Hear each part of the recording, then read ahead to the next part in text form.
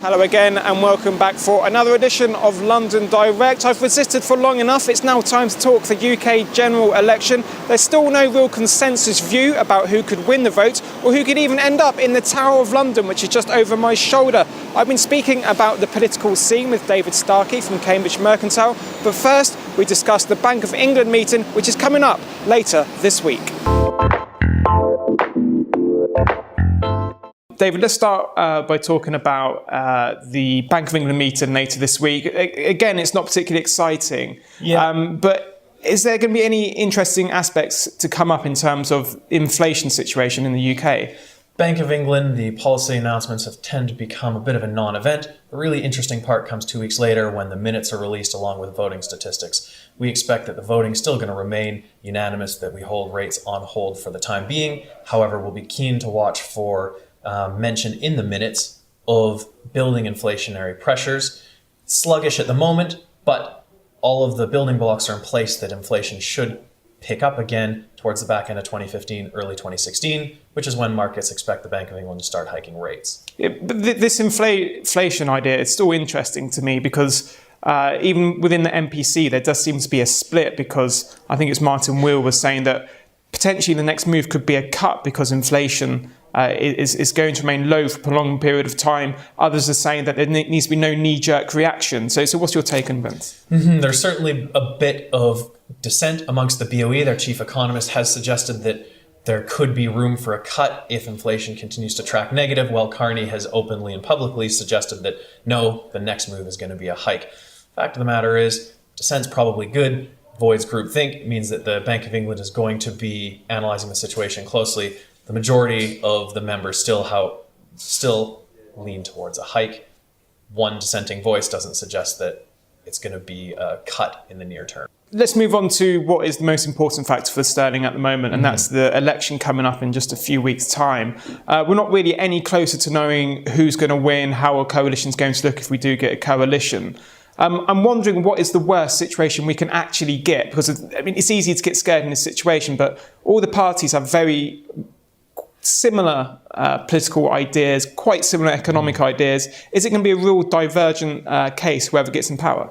As far as the sterling's concerned, the greatest risk factors are going to be sovereignty of Scotland and possible EU referendum. So greater power allotted to the SNP or to UKIP or strong conservative majority, all of whom have suggested some kind of change in the political landscape as far as sovereignty is concerned.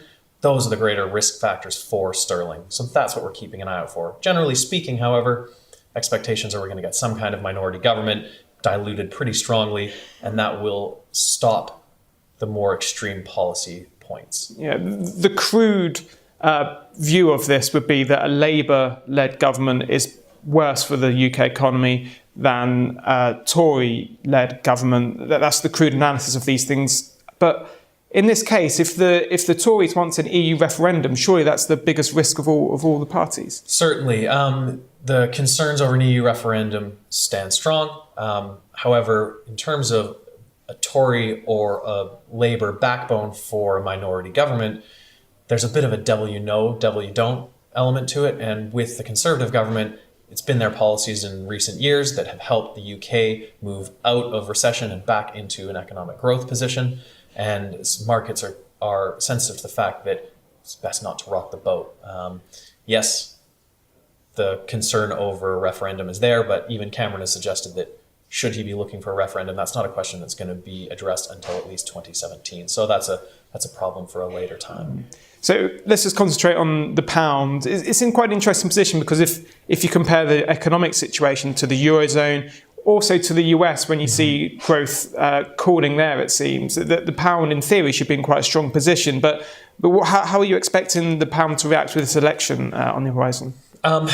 Election is a big unknown, big question mark. So pound is sidelined until the election, where it'll take the outcome of the election and then a period of time for markets to figure out what it means going forward for the pound. So we very much see pound playing a little bit of defense for the next month and cautiously approaching the post-election period. As far as the U.S. is concerned, it's all about interest rate hikes. If the FOMC is seen to be doing liftoff before the Bank of England, then it's going to be the US dollar to outperform. As far as Europe is concerned, once the election passes, it's going to be very much sterling outperformance of the euro. Well, thanks to David for his take on events. I'll continue to monitor what's going to happen in the run-up to May's vote, but for now, goodbye.